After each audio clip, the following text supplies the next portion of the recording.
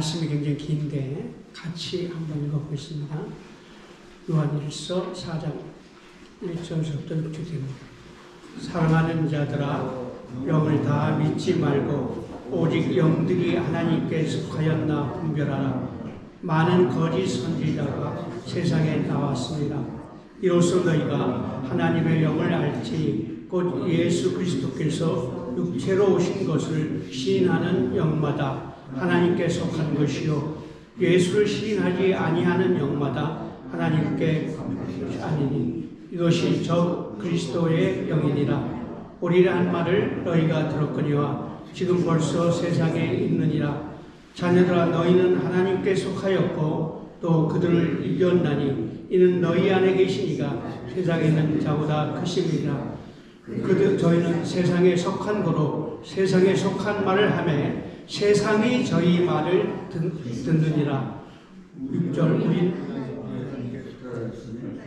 하나님을 아는 자는 우리의 말을 듣고 하나님께 속하지 아니한 자는 우리의 말을 듣지 아니하나니 진리의 영과 미혹의 영을 이로써 아느니라. 아멘. 굉장히 말씀이 깁니다. 근데 굉장히 중요한 내용이 이 내용에 있어서 성령의 감화 감동으로 아니면은 이 진리가 우리에게 임하기 힘들다. 마음속으로 성령님을 모시고 환영해서 이 진리의 말씀을 깨닫게 해달라고 기도하면서 우리가 예배를 시작했습니다. 제가 기도드리겠습니다. 영의 눈인 믿음으로 사물과 사건의 의미 이상을 보게 하옵시고 통찰하여서 희망과 소망을 볼 수 있게 하여 주시옵소서. 우리는 약하고 세상은 거세고 험하지만은 하나님을 사랑하고 있는 한 세상보다 우리가 더 큰 강한 존재라고 말씀하였사오니 이 능력으로 2026년도를 참고 견디며 이겨나가게 하여 주시옵소서. 어떤 일이든지 준비하고 기도하지 말고 먼저 기도하면서 준비하는 희망을 갖고 지금 여기에서 옆에 있는 사람에게 예수 그리스도를 전하며 살아가는 희망과 삶의 의미를 발견하게 하여 주시옵소서. 2026년도가 은혜의 해가 되고 사랑의 해가 되고 우리 생활 환경 가운데 능력의 한 해가 되게 하여 주시옵소서. 이 모든 말씀 예수 그리스도 이름으로 드립나이다. 아멘. 이 요한일서 내용이 요한이 제자 중에서는 가장 제일 나이가 오래 살았습니다. AD 1100년까지 살았죠. AD 100년. 그래서 나이가 94세까지 살았습니다. 근데 이제 90세 때 그 데메시안 황제로 인해서 반모섬을 가게 되는데 반모섬 가기 전에 이 요한복음하고 요한일서, 2서, 3서를 씁니다. 그리고 이제 반모섬에서 요한계시록을 쓰게 되죠. 그래서 여기 우리가 요한일서 아까 4장 1절에서 6절까지 읽은 내용에 보면은 1절에 보면 제가 좀 설명을 해드리면은 영을 다 믿지 말라고 그러죠. 이 영이 하나님이 주시는 하나님의 영은 뭡니까? 성령이죠. 그리고 적그리스도 영이 있죠. 그거를 분별하는 가장 핵심이 뭡니까? 2절에 보면은 예수 그리스도가 육체로 오신 것. 다시 말해서 성육신. 예수님이 하나님이신데 인간으로 오셨던 것. 100% 하나님이시면서 100% 인간으로 오신 이것이 기준입니다. 근데 여기서 또 적그리스도라는 말이 처음 우리 성경에 등장하게 되죠. 이 적그리스도라는 것은 지금 우리가 그 요한계시록 마지막에 마태복음 24장 15절에 보면 다니엘이 말한 멸망에 가증한 것, 그게 적그리스도입니다. 이 적그리스도는 이때는 강력한 권세자로 기적과 이적을 통해서 우리에게 나타나는 그 적그리스도가 거룩한 곳에 서 있게 돼요. 그 거룩한 곳이 뭡니까? 제3성전. 그러니까 아직 3성전이 안 지어져 있죠. 그러니까 적그리스도가 등장하게 될 때는 뭐예요? 예루살렘 성에 제3성전이 지어집니다. 근데 지금 벌써 요한 1서에 적그리스도가 나타나요. 그래요? 적그리스도라는 것은 여기서는 예수 그리스도를 대적하는 사단의 모든 세력입니다. 그래가지고 이들이 하는 것은 뭐냐면은 예수님이 인간으로 나타나지 않았다는 거예요. 성육신을 거부하는 거예요. 그 다음에 예수 그리스도의 십자가상의 대속의 죽음을 부인하는 거예요. 그리고 또 부활, 승천을 거부하는 거예요. 다시 말해서 하나님이 만세전에 예수 그리스도를 통해서 이루고자 하는 모든 그것을 다 지워버리고 부정하려고 하는 그런 세력입니다. 이 세력들이 벌써 요한 1서, 2서, 3서를 쓸 때 AD 100년경에 벌써 나타난 거예요. 근데 지금 우리 신문을 뉴스는 뭐예요? 신천지 통일교 사이비 이단에 대해서 얘기하죠. 그러니까 이 사이비 이단이 벌써 언제예요? 초대교회부터 나타난 거예요. 근데 그것을 지금 하나님이 딱 이게 적그리스도 영이냐? 다시 말해서 또 6절에 뭐라고 합니까? 진리의 영과 미혹의 영으로 얘기해요. 이게 진리의 영인가 미혹의 영인가를 구분할 수 있는 핵심이 뭐예요? 딱 테스트 해보는 겁니다. 예수 그리스도가 하나님이신데 그 하나님이 인간으로 오셔서 우리를 대신해서 십자가상에서 대속의 피를 흘리시고 부활하셔가지고 지금 하나님 우편에 앉아 계신다는 이게 바로 복음입니다. 이 복음을 마음으로 믿고 입으로 시인해야 돼요. 그래서 여기 사도 요한이 마음으로만 믿으면 안 된다는 거예요. 그냥 마음으로 그렇게 상상할 수도 있죠. 마음으로 반드시 믿고 입으로 시인해야 할 때 그렇게 할 수 있는 사람, 그 사람이 바로 하나님의 자녀라는 거예요. 여기서는 구원을 그냥 거듭났다, 또 2번 중생을 했다, 그런 표현으로 들리면 여기서는 하나님의 자녀라고 얘기합니다. 하나님의 자녀가 되는 그 기준은 바로 이 복음, 예수 그리스도가 육신으로 태어난 것을 입으로, 마음으로 믿고 입으로 시인할 때 판별이 되는 거예요. 그러니까 우리가 이게 이단이다 또는 사입이다라고 얘기하는 사람들한테 바로 이 복음을 믿고 있는지 이걸 또 시인하고 있는지를 확인하면 되는 거예요. 통일교나 또는 신천지 성도들 얘기들 자기네 성도라고 얘기하죠. 이 말씀을 시인하는지 안 하는지 확인해 보면 얘네들 못합니다. 그래서 하나님이 말씀을 통해 가지고 벌써 미혹의 영과 진리의 영을 구별하는 방법을 알려주시죠. 그리고 또 이 요한 1서를 통해서 정말 네가 믿고 있느냐 3가지인데 이 영을 시험해봐라. 그다음에 2번째는 네가 죄인인지, 내가 죄인이라는 걸 고백하는지, 또 3번째는 무엇을 사랑하고 있는지, 그 3가지를 확인해오고 내가 정말 하나님의 자녀가 되었는지를 알게 되는 겁니다. 이 1절부터 6절 사이에 보면은 적그리스도가 나타나죠. 그죠? 그러면서 뭐냐면 세상에 있는 자보다 내 안에 있는 분이 더 크다라고 하면서 세상을 이겼다고 해요. 그러면 여러분 안에 있는 분이 누굽니까? 하나님의 영, 성령이죠. 예수의 영, 성령님입니다. 성령님이 내 안에 계시. 그렇기 때문에 내가 성전이 되는 거예요. 그래서 성도는 우리가 보통 목사님이 성전 얘기하죠. 여기는 지금 뭡니까?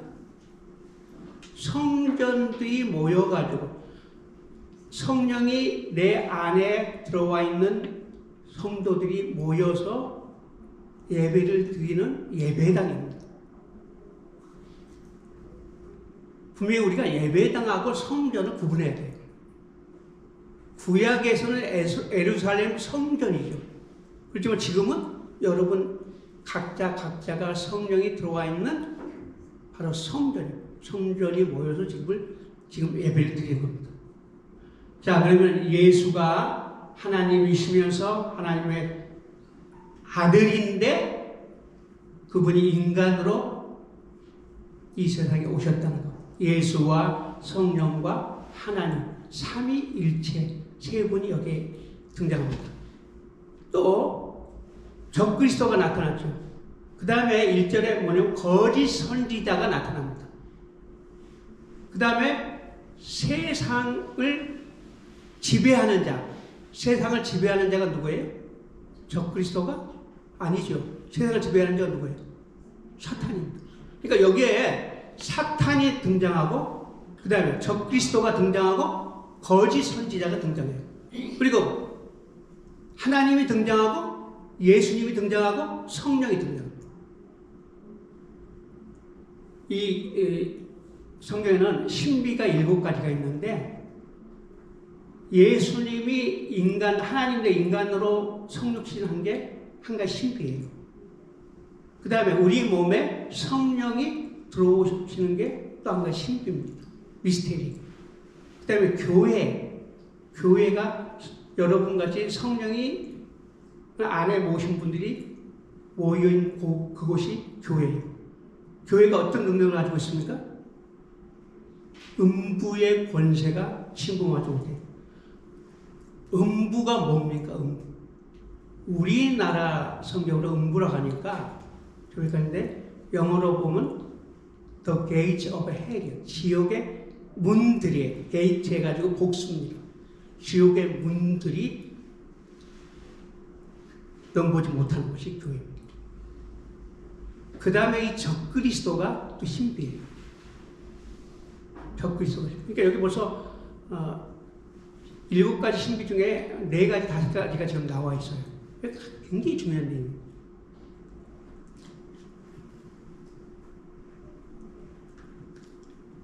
너희 안에 계신 성령께서 세상에 있는 이보다, 세상에 있는 이가 누구예요? 마귀보다 크시다. 그러니까 우리가 아까 찬송을 불렀죠. 이 세상은 험하지만은 내 안에 있는 성령을 의지하게 되면 세상을 이깁니다. 우리는 비록 약하고 세상은 너무 험하고 지금도 너무 우리가 힘든 상황이지만은 내 안에 있는 성령님을 환영하고 성령에 의지할 때 우리는 이 세상, 지금 우리 한국, 우리 주변 상황을 반드시 이기게 될 줄 믿습니다.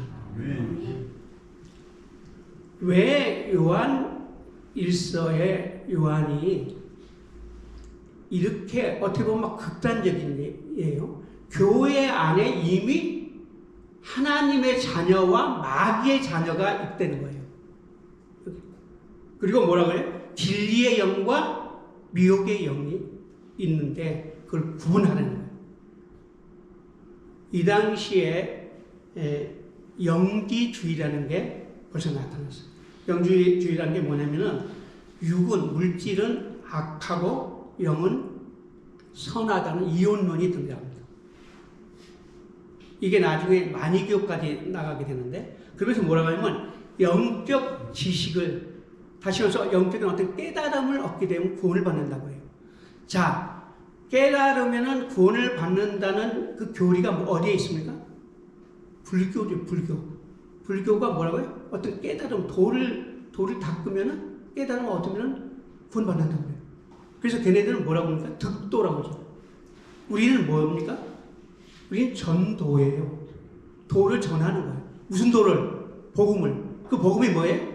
예수 그리스도가 하나님이신데 그 하나님이 인간으로 나타나셔서 우리를 대신해서 십자가상에서 피를 흘리시는 거예요. 자, 어제 우리 교회에서 성만찬식을 했습니다. 목사님이 뭐라냐면은 이 몸, 이 살을 예수님이 이 살을 떼어서 먹으라고. 요한복음 1장 1절에 보면은 뭐라고 하면 태초에 말씀이 계시니라. 이 말씀이 하나님과 함께 계셨으니 이 말씀이 곧 하나님이신데 14대 말씀이 육신이 되어 오셨다. 다시 말해서 말씀이 육신으로 오셨어요. 예수는 뭡니까? 하나님 말씀이면서 육신이에요. 이 육신, 이 떡을, 내 몸을 띄어서 먹으라는 거예요. 이 몸이 뭡니까? 말씀이에요. 말씀을 먹으라는 거예요. 그 다음에 또 뭐라고 합니까? 포도주를 들면서 이 자는 아시는 뭐 아세요? 새 언약을 이룬 나의 피라는 거예요. 십자가상에서 흘리신 보혈, 물과 피를 다 쏟았죠. 그러나 그 물이라는 인간은 물 속에서 태어나요. 그렇지만은 물이 있고 또 피가 있잖아요. 근데 예수님이 흘린 그 피는 우리 피하고 달라요. 우리는 죄성에 찌든 피지만은 예수의 피는 죄가 없는 피예요. 죄가 없는 그 피를 어떻게 마시는 거예요. 그래서 내 죄를 없앱니다. 구약에서는 짐승을 잡아가지고 피를 흘릴 때는 죄가 카바가 덮어지는 거예요. 없어지는 게 아닙니다. 그러나 예수의 피를 우리가 마실 때는 그 피가 우리의 죄를 아예 없애버리는 거예요.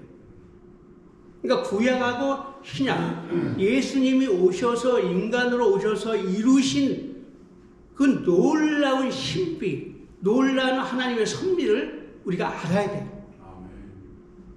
너무 막 헷갈려가지고 신천지나 통일교나 이런 막 이상한 데 빠져버려요. 어떻게 보면 무지해서 그래요, 성경이. 당장 많은 목사들 그러죠. 성전, 여러분들이 성전인 거예요.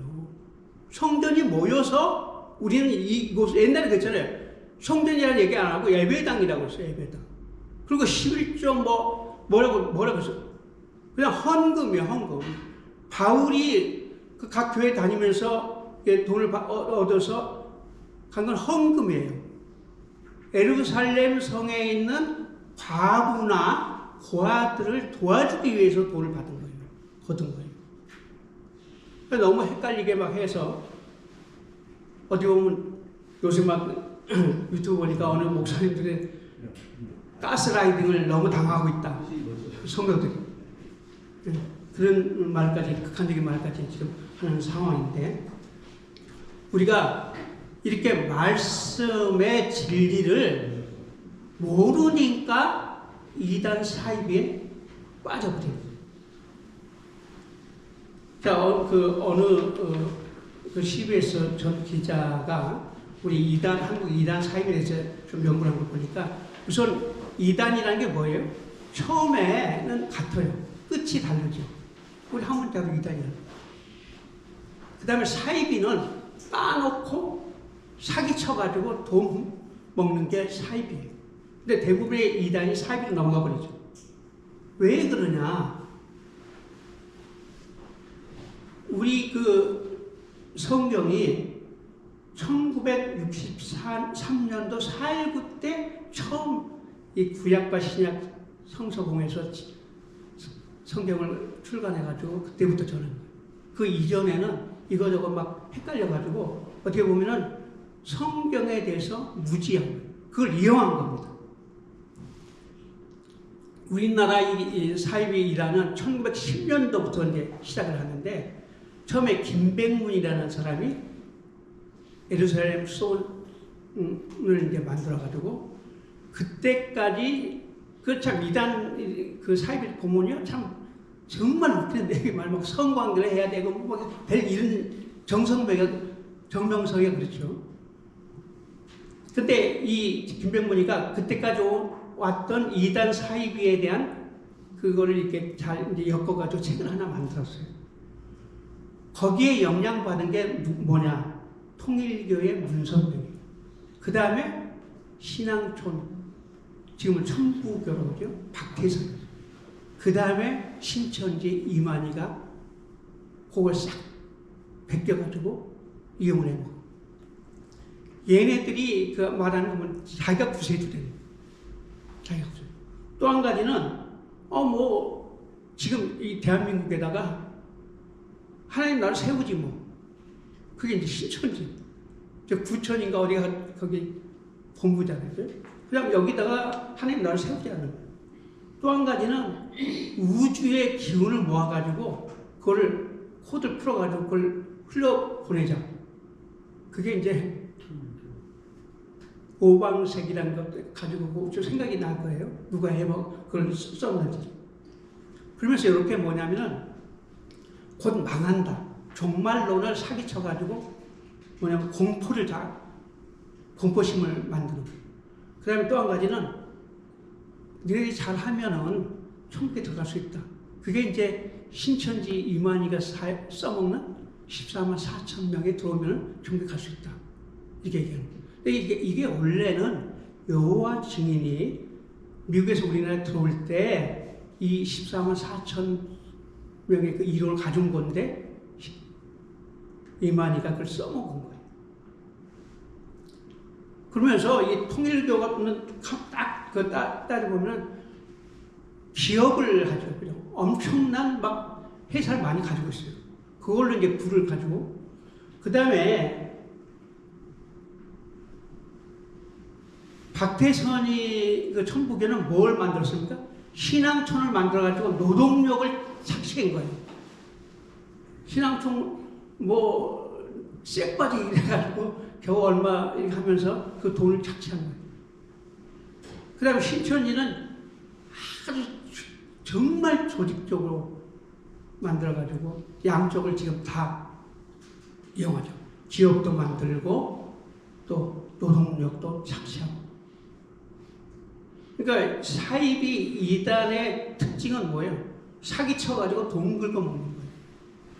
그래서 우리 나 알고 있는 지금도 알고 있는 권사님이 순봉교회 막 권사로 잘 하다가 신천지로 넘어가 버렸어요. 그래서 아무리 얘기해도 안 들어. 내가 이런 얘기를 했어. 나중에 그 조직들이 돈을 달라고 할 거다. 그러면은 그때 빠져나오라. 그래서 이제 어느 정도 있다 빠져나왔는데 다시 걔네들이 완전히 1대1 막 해가지고 어디를 막 정말 조직이 잘 돼가지고 일투족을 다 아는 거예요. 그래서 다시 또 그쪽에 그냥 들어가 버렸는데 그 가정을 파괴하고 돈 갈취하고 성 착취하고. 그 정명석이는 통일교가 이제 그 통일에 대한 얘기를 이론을 막 전개했죠. 그때 이제 정명석이가 그 통일에 대한 강사로 들어왔다가 만든 게 JSM. 걔는 뭐를 주로 막 해요? 성적 사치를 하죠. 그래서 걔네들의 어떤 특징이 몇 가지의 유형이 있어요. 그래서 그 모든 사이비 이단 그 구별하는 방법이 뭐예요?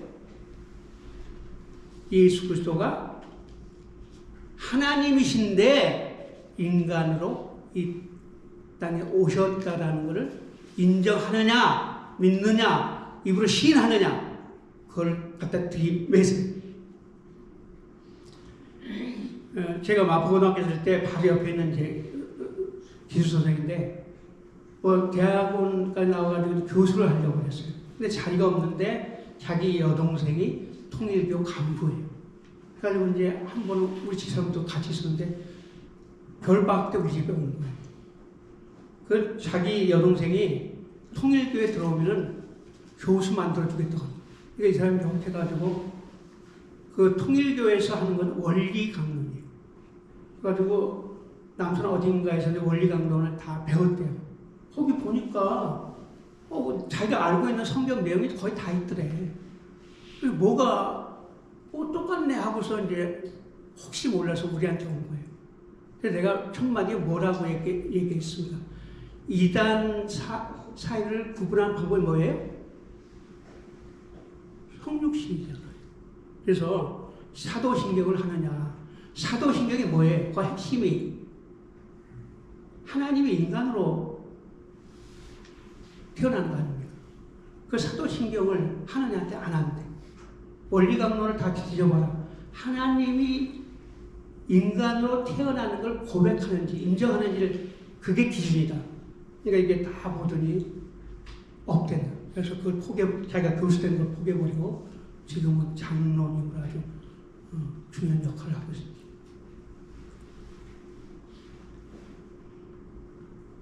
이 성육신을 깨버리면은 하나님이 인간으로 오셨다는 이거는 하나님이 만세전에 계획하시고 그걸 이루신 거예요.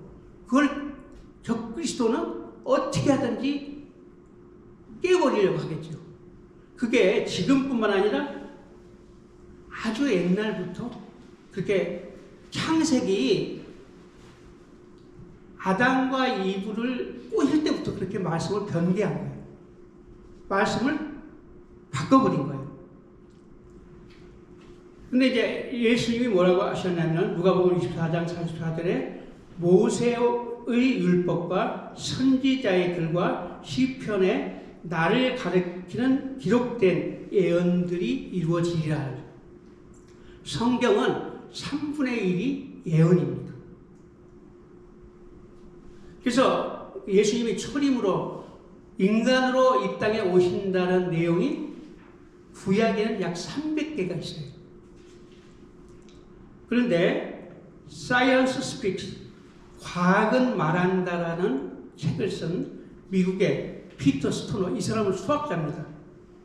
이 교수가 자기 제자 600명을 데리고 10년 동안 연구를 한 거예요. 이게 예수님이 초림에 대해서 얘기할 때 아주 확실한 건 48개를 가지고 이 48개가 현실적으로 성취할 수 있는 확률이 어느 정도가 되는가. 물론 요새같이 AI는 금방 계획되겠죠. 근데 이 사람은 10년 동안 600명의 제자들하고 연구해가지고 그 확률 계산한 그 계산이 뭐냐면 10에 잘 들어보세요. 10에 157승. 그러니까 0이 몇 개? 157개 분의 1이에요. 그러면 10에 157승이라는 이 숫자가 어느 정도 크냐면은 불교에서 말하는 무량대수라는 게 있어요. 무량대수가 여러분 AI 한번 쳐보세요. 무량대수를 쳐보면 10에 88승이에요. 10에 88승이 무량대수인데 그것보다 뭐예요 지금? 10에 157승 분의 1. 이거는 기적이라기보다 이런 확률로 예수님이 이 땅에 오셨다는 것이 증거가 됩니다.